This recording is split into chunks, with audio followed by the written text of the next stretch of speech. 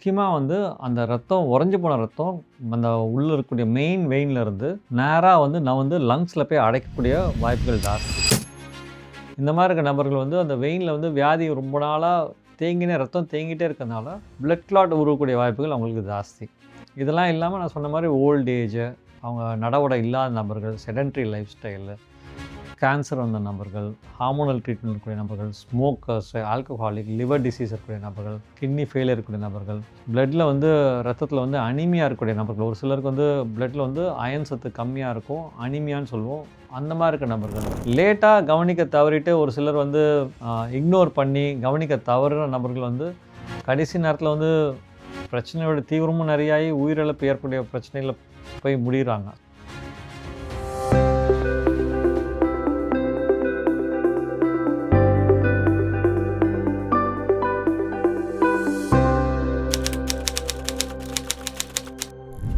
Hello everyone. எப்படி இந்த காலில் வரக்கூடிய பிளட் கிளாட்ஸ், காலில் வரக்கூடிய ரத்த உறையக்கூடிய அந்த வியாதி, டீப் வெயின் த்ராம்போசிஸ்ன்னு சொல்கிறோம். காலில் இருக்கக்கூடிய உள் நரம்பில் ரத்தம் உறைஞ்சி போகிறதுனால பலவித பிரச்சனைகள் வரலாம். முக்கியமாக வந்து அந்த ரத்தம் உறைஞ்சி போன ரத்தம் அந்த உள்ளே இருக்கக்கூடிய மெயின் வெயின்லேருந்து நேராக வந்து நான் வந்து லங்ஸில் போய் அடைக்கக்கூடிய வாய்ப்புகள் ஜாஸ்தி.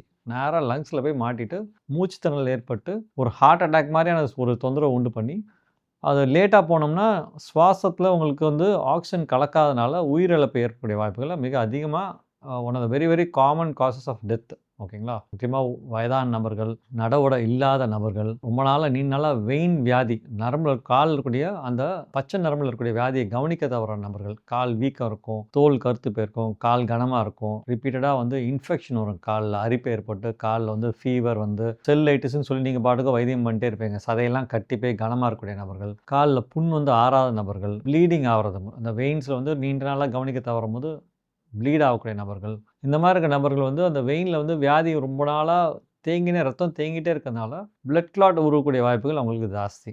இதெல்லாம் இல்லாமல் நான் சொன்ன மாதிரி ஓல்ட் ஏஜு, அவங்க நடவடை இல்லாத நபர்கள், செடென்ட்ரி லைஃப் ஸ்டைலு, கேன்சர் வந்த நபர்கள், ஹார்மோனல் ட்ரீட்மெண்ட் இருக்கக்கூடிய நபர்கள், ஸ்மோக்கர்ஸ், ஆல்கஹாலிக், லிவர் டிசீஸ் இருக்கக்கூடிய நபர்கள், கிட்னி ஃபெயிலியர் இருக்கக்கூடிய நபர்கள், பிளட்டில் வந்து ரத்தத்தில் வந்து அனிமியா இருக்கக்கூடிய நபர்கள். ஒரு சிலருக்கு வந்து பிளட்டில் வந்து அயன் சத்து கம்மியாக இருக்கும், அனிமியான்னு சொல்லுவோம்.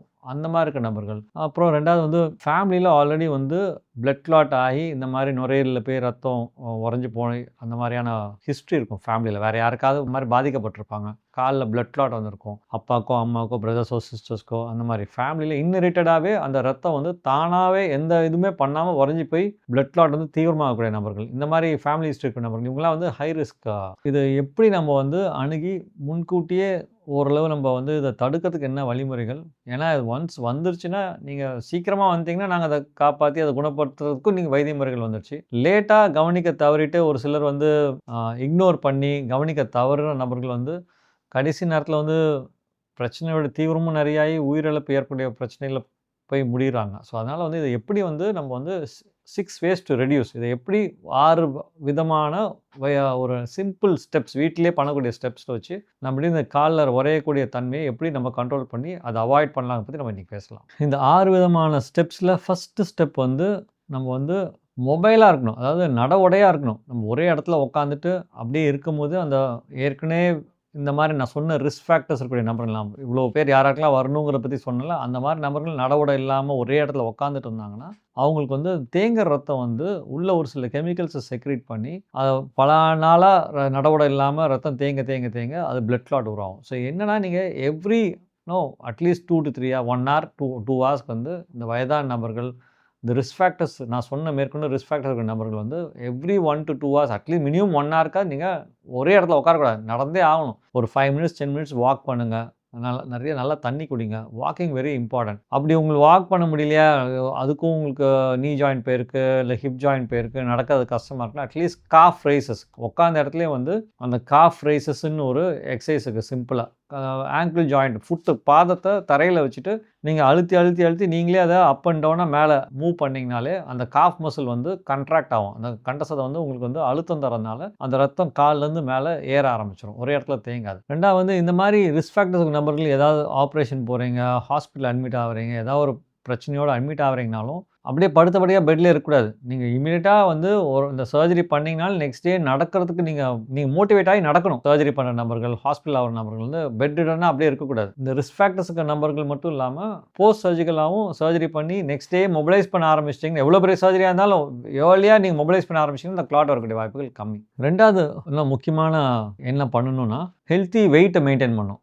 நீங்க வந்துட்டு வெயிட் நெறையா இருந்தாலே கால்ல ரத்தம் தேங்க ஆரம்பிச்சுரும். இன்னும் ஒபீஸ் பேஷண்ட்ஸ்க்கு என்ன பிரச்சனைனா, ரெஸ்பிரேட்டரி மூவ்மெண்ட்ஸ் வந்து ரொம்ப கம்மியா இருக்கறனால, ஆளும் வெயிட்டா இருக்கறனால, கால்ல ரத்தம் தேங்கக்கூடிய அளவு ஜாஸ்தியா இருக்கும். முக்கியமா வந்து யாருக்குன்னா பிஎம்ஐ, பாடி மாஸ் இண்டெக்ஸ்ன்னு சொல்லுவோம். அவங்களுக்கு 30க்கு மேல இருக்கக்கூடிய பிஎம்ஐ 30க்கு மேல இருக்கக்கூடிய இன்னும் பருமனா இருக்கக்கூடிய நபர்கள், ஒபீஸ் பேஷண்ட்ஸ்க்கு இந்த பிளட் கிளாட் ஆகக்கூடிய வாய்ப்புகள் மிக மிக அதிகம். ஓகேங்களா? ஒரு ஸ்டடியில பார்க்கும்போது அந்த பிஎம்ஐ 30% மேல இருக்கக்கூடிய நபர்கள் வந்து 60% அவங்களுக்கு கால்ல பிளட் கிளாட் வரக்கூடிய வாய்ப்புகள், நார்மல் வெயிட்ல இருக்க நபர்களுக்கும், பிஎம்ஐ அதிகமா இருக்க நபர்கள் பார்க்கும்போது 30க்கு மேல பிஎம்ஐ இருந்துச்சுன்னா, அவங்களுக்கு 60% மோர் சான்ஸ் எதுக்கு கால்ல இருக்கக்கூடிய உள் நரம்புகள்ல பிளட் கிளாட் ஆகக்கூடிய வாய்ப்புகள் மிக அதிகம். ஸோ இந்த ஹெல்த்தி வெயிட்ட எப்படி மெயின்டெயின் பண்ணலாம்னா, ப்ராசஸ்ட் ஃபுட்ஸு, இன்னும் ரிஃபைன்ட் சுகர்ஸ் இந்த மாரி இன்னும் ஆர்டிஃபிஷியல் சுகர் இந்த மாரிக்கெல்லாம் அவாய்ட் பண்ணணும். ஹெல்த்தி பேலன்ஸ் டயட் சாப்பிட கத்துக்கணும். நல்லா தண்ணி நெறையா குடிக்கணும்.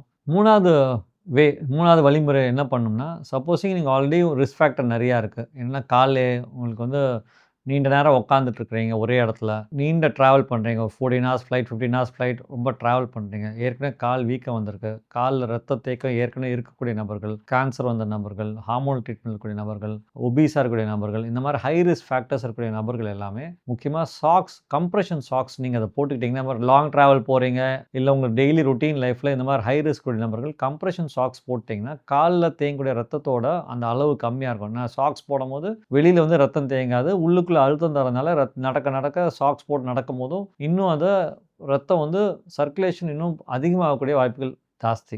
நீங்க வீக்கத்தோட நடக்கிறதும் சாக்ஸ் போட்டு வீக்கத்தோட நடக்கும்போது ரத்தம் தேங்கக்கூடிய வாய்ப்புகள் ஜாஸ்தி. சர்க்குலேஷன் இன்னும் அதிகமாகக்கூடிய வாய்ப்புகளும் ஜாஸ்தி. அதனால ரத்தம் உறைஞ்சு போகக்கூடிய அந்த சான்சஸ் ரொம்ப கம்மி. ஸோ கம்ப்ரஷன் சாக்ஸ் வந்து நீண்ட நேரம் பயணிக்கிறீங்க, லாங் ஃப்ளைட் ஹார்ஸ் ஆல்ரெடி உங்களுக்கு கிட்னியில் பாதிப்பு, லிவரில் பாதிப்பு வந்திருக்கு, கால் வீங்கி போயிருக்கு, அவங்களாம் வந்து சாக்ஸ் போட்டுக்கலாம். ஹார்மோனல் ட்ரீட்மெண்ட் பண்ணிக்கிங்க, நீண்ட தூரம் பயணிக்கிறீங்க, இந்த மாதிரி ஹை ரிஸ்க் ஃபேக்டர்ஸ் வந்து இருக்கக்கூடிய நபர்கள் வந்து சாக்ஸ் போட்டிங்கன்னா அது பிளட் கிளாட் வரக்கூடிய வாய்ப்புகள் மிக கம்மி. 4வது முக்கியமான பாயிண்ட் அப்படின்னா, நீங்கள் ஆல்ரெடி ஒபீஸாக இருக்கீங்க, பட் ஹார்மோனல் ட்ரீட்மெண்ட்டில் இருக்கிறீங்க, ப்ரெக்னெண்ட்டாக இருக்கீங்க, ஹார்மோனல் ட்ரீட்மெண்ட்டில் இருக்கிறீங்க, இன்ஃபர்டிலிட்டி ஹார்மோனல் ட்ரீட்மெண்ட் இருக்கிறீங்க, இல்லை எதுக்காவது நீங்கள் ஹார்மோனல் ட்ரீட்மெண்ட் இருக்கீங்களா, நீங்களாம் உங்களுக்கு ஹார்மோனல் ட்ரீட்மெண்ட் கூடிய நபர்களுக்கு வந்து இந்த பிளட் கிளாட் ஆகக்கூடிய ரிஸ்க் ஜாஸ்தி. ஓகேங்களா? ஸோ நீங்கள் வந்து அந்த மாதிரியான ட்ரீட்மெண்ட் இருக்கும்போது உங்கள் டாக்டரை அணுகி இந்த மாதிரி நான் மருந்து சாப்பிட்றேன், எனக்கு வந்து இந்த டோஸ் நான் சாப்பிட்றதுனால எனக்கு ரிஸ்க் இன்னும் அதிகமாகுமா, அதை நீங்கள் ரெகுலராக ஃபாலோஅப்பில் இருக்கணும். நீங்கள் பாட்டு ஹார்மோனல் ட்ரீட்மெண்ட் வந்து என்னைக்கா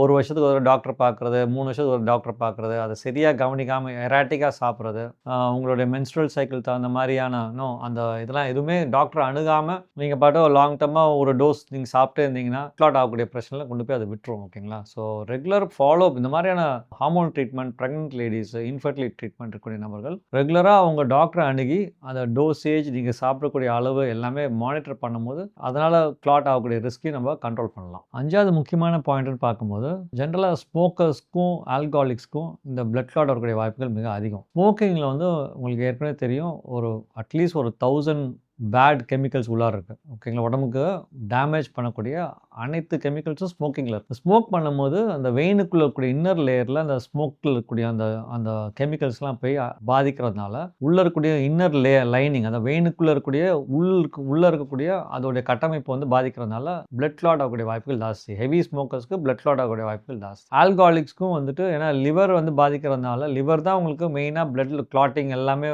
மானிட்டர் பண்ண, அதாவது பேலன்ஸ் பண்ணக்கூடியது லிவர் நல்லபடியாக வேலை செய்யணும். லிவர் சரியாக வேலை செய்யலைன்னா ப்ளீடிங் அதிகமாகலாம், கிளாட்டிங் அதிகமாகலாம். ஸோ ஆல்கஹாலிக்ஸு, ஹைட்ரேஷன் சரியாக தண்ணி குடிக்காமல் இருக்கிற நபர்கள் இவங்களுக்குலாம் வந்துட்டு பிளட் கிளாட் ஆகக்கூடிய வாய்ப்புகள் ஜாஸ்தி. ஸோ ஸ்மோக்கிங்கும் ஆல்கஹாலும் அவாய்ட் பண்ணணும். 6வது முக்கியமான வழிமுறை நீங்கள் பார்க்கும்போது, ஏற்கனவே நான் சொன்ன மாதிரி உங்களுடைய ஃபேமிலி ஹிஸ்ட்ரி, உங்கள் பிரதர்ஸ்க்கோ சிஸ்டர்ஸ்க்கோ பிளட் கிளாட் ஆயிருக்கு, இல்லை வீட்டில் வந்து டெத் எதாவது ஆயிருக்கலாம், இல்ல ரீசென்ட்டா வந்து யாருக்கா வந்து இன்னும் பிளட் கிளாட் உருவாகி ஹாஸ்பிட்டல் அட்மிட் ஆயிட்டு நீங்க ட்ரீட்மெண்ட் ஆகி வெளில வந்திருப்பீங்க. இந்த மாரி ஃபேமிலி ஹிஸ்டரி பாசிட்டிவா இருக்க நபர்கள், இல்ல எதுக்குன்னே தெரியாம சின்ன வயசுல ஒரு சிலருக்கு வந்து ஃபேமிலில டெத் ஆயிருக்கும். ரீசனே கண்டுபிடிக்க மாட்டாங்க. அந்த மாரி இருக்க நபர்கள்லாம் ஜெனடிக் டெஸ்ட் பண்ணி பார்ப்போம். பேசிக்கா பிளட் எடுத்துட்டு ஜெனடிக் டெஸ்ட் பண்ணி பார்க்கும்போது, உங்களுக்கு வந்து மரபுலயே மிஸ்டேக் இருக்கா? இந்த பிளட் வந்து தானா எந்த விதமான ப்ரொவோகேஷனுமே இல்லாம நார்மல் வெயிட்டா இருப்பீங்க, தண்ணி நெறைய குடிப்பீங்க, வாக்கிங் போவீங்க.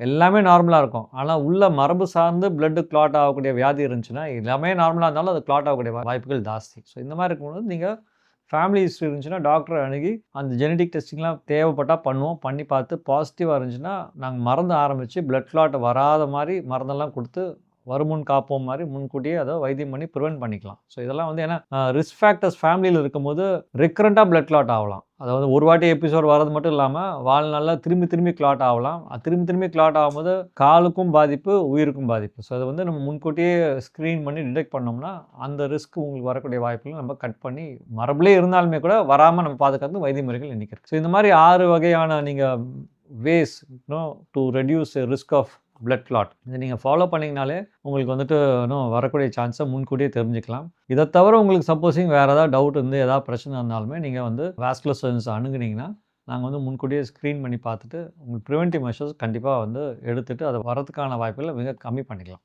Thank you.